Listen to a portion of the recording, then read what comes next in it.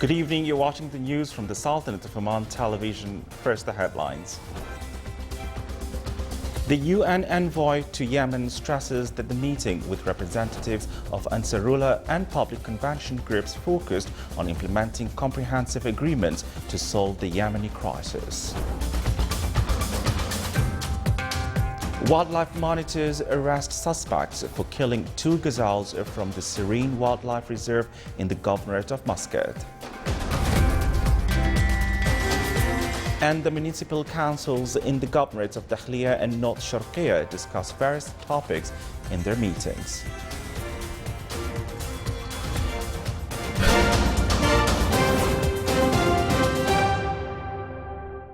Those were the headlines, and now the news in detail. His Majesty Sultan Qaboos has sent a cable of greetings to His Excellency President Michel Temer of Brazil on his country's National Day. His Majesty the Sultan has received a cable of thanks from His Excellency Abdul Fattah el-Sisi, President of Egypt, in reply to His Majesty's cable of condolences on the death of the scientist and researcher Dr. Ahmed Hassan Zuel. And His Majesty also received a cable of thanks from His Majesty King Philip of Belgium in reply to His Majesty's cable of greetings on his country's National Day.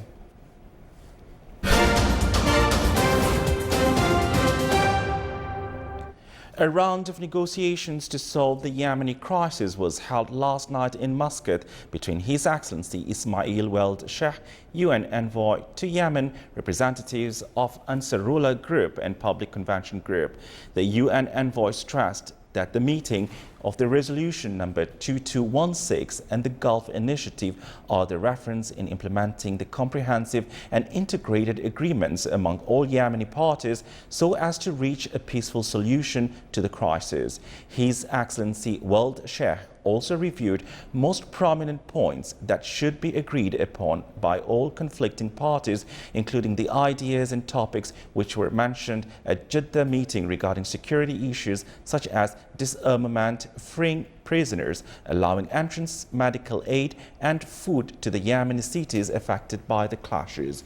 He further called for the necessity to proceed peace consultations to solve the crisis and to reach a ceasefire truce after halt of the last talks held in Kuwait. Regarding the air ban on Sana'a airport, and the UN envoy said that the UN supports the idea of lifting the ban and reopening the airport to civil aircrafts.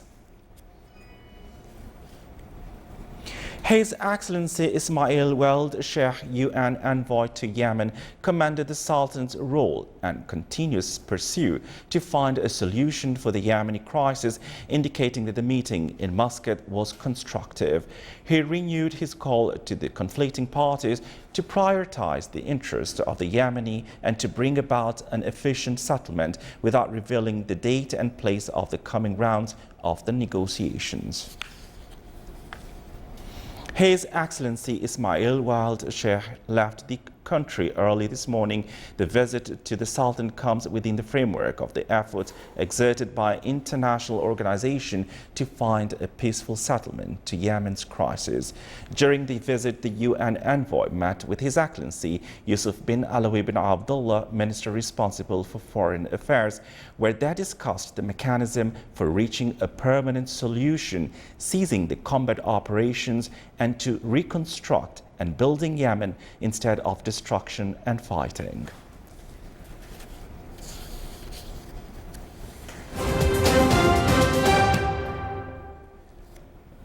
The monitors for wildlife in the Environment Conservation Office were able to apprehend suspects violating wildlife rights in Serene Reserve in the Governorate of Muscat. They shot and skinned 2 Arabian gazelles before escaping, as some citizens and wildlife monitors chased and caught them. On the other hand, the Royal Oman Police is investigating the case, which endangers the natural wealth. Military Hajj mission left the Sultanate to the holy places to perform Hajj. It is said annually as per the royal directives of His Majesty Sultan Qaboos, Supreme Commander of Armed Forces. It included pilgrims from Sultan Armed Forces, Royal Guard of Oman, Royal Oman Police and other security apparatus. The mission also included medical, administrative and media teams to provide services that help pilgrims to perform Hajj rituals in the best way. Discussing means of cooperation between the Sultanate and Arab Labour Organization in the field of manpower and labour unions, as well as the partnership among production tripartite stakeholders, were reviewed by His Excellency Sheikh Abdullah bin Nasser Al Bakri, Minister of Manpower, while receiving His Excellency Fayez bin Ali Al Mutairi, Director General of Arab Labour Organization. Within the introductory plan of Tanfeedh or implementation program, the Supreme Council for Planning, in cooperation with National Youth Commission, organized a dialogue session. The session reviewed steps of the program and suitable roadmap for informing audience by main aims and indications of performance. The session stressed the youth with their new thoughts and initiatives formed the basic of changing, in addition to the necessity to involve them with governmental and private bodies in implementing the program.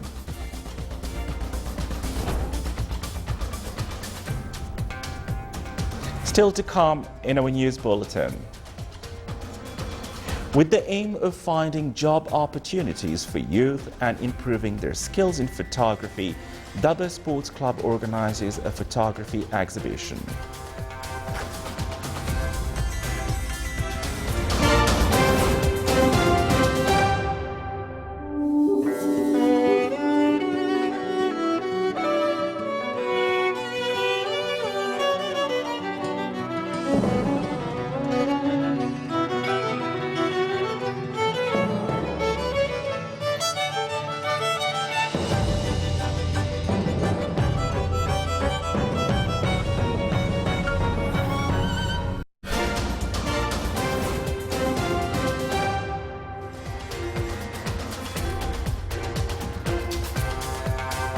Welcome back to the news from the Sultanate of Oman Television.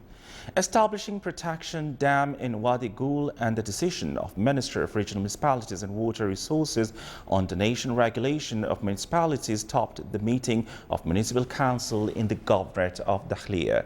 The discussion focused during its 7th meeting this year on the number of topics, namely tourism, municipal housing services, in addition to Dates Festival, which organizes every year. The Council also reviewed replies from some concerned bodies about development topics that the Council received previously. The Municipal Council in the Governorate of North Sharqiya during its meeting today discussed a number of topics related to presenting detailed designs of the system of protection against dangers of floods. It also reviewed matters regarding specializing locations for selling livestock and used cars, in addition to parking areas for taxis in the souk in the Wilaya of Dama wa Ta'in. The meeting also focused on speech of His Excellency, the Minister of Regional Municipalities and Water Resources, on the following up of Council's replies during the last period. The activities of Nakhal Theatre Festival started today in the Wilaya of Nakhal in the Governorate of South Batna among wide participation of youth. The ceremony in its first edition came to highlight development being witnessed by the theatre in the Sultanate. The ceremony aimed to improve and discover youth theoretical skills and talents. The 4-day ceremony is organized by Nakhal Theatre Group and will include 4 plays.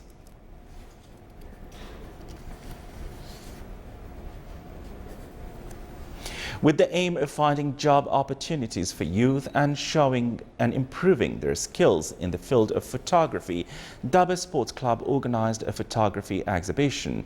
The exhibition comes within the activities of Shabab Program 2016 that is implemented by the Ministry of Sports Affairs.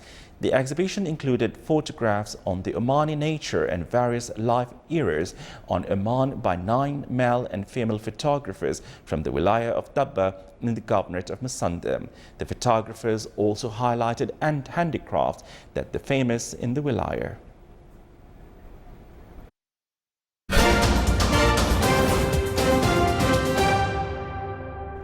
Chinese mobile phone maker Huawei streams live video from a phone at an altitude of over 18,000 meters above the Earth in an attempt to set record. More details in the following report.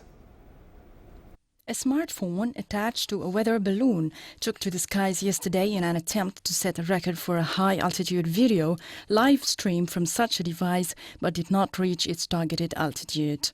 Huawei attached their Honor 8 phone to a weather balloon, along with a camera and equipment regulating battery temperature, and sent the bundle flying from the S-Range Space Center in northern Sweden, aiming to reach the altitude of 30,000 meters. According to a press contact for Huawei Sweden, the balloon reached more than 18,400 meters, where it stopped its ascent. Huawei said that one of the main challenges with the project was to create a reliable solution that presented the smartphone while being able to handle extreme temperature conditions. Temperatures below -50 Celsius were expected at some point of the phone's journey to the skies, while sun radiation added a risk of overheating at higher altitudes. Every part of the kit, apart from the phone itself, was powered by batteries specifically designed for use in vacuum and regularly used on rocket and balloon missions. The balloon reached a diameter of 12 meters when fully expanded, and it landed within the S-Range landing area in northern Swedish Lapland by parachute after about 2.5 hours.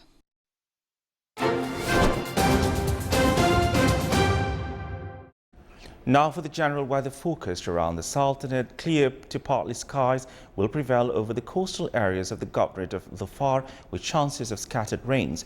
Rest of the Sultanate will have clear skies with cloud accumulation and scanted rainfall over the Hajar Mountains. Low clouds and fog late at night and early morning are expected over most of the coastal areas. Winds will be easterly to northeasterly light to moderate over the coastal area of Sea of Oman, while on the coastal areas of the Arabian Sea it will be southwesterly moderate to active. Seas will be rough along the coast of the Arabian Sea with a maximum wave height of 4 meters and moderate along the rest of the coast with a maximum wave height of 2 meters.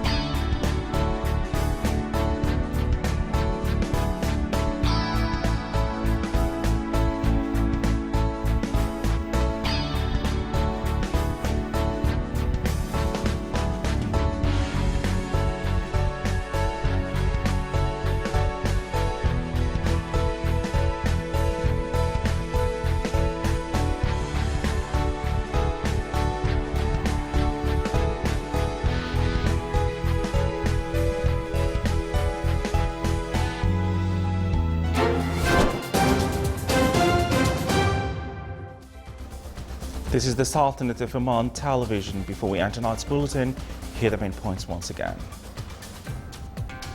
The UN envoy to Yemen stresses that the meeting with representatives of Ansarullah and public convention groups focused on implementing comprehensive agreements to solve the Yemen crisis.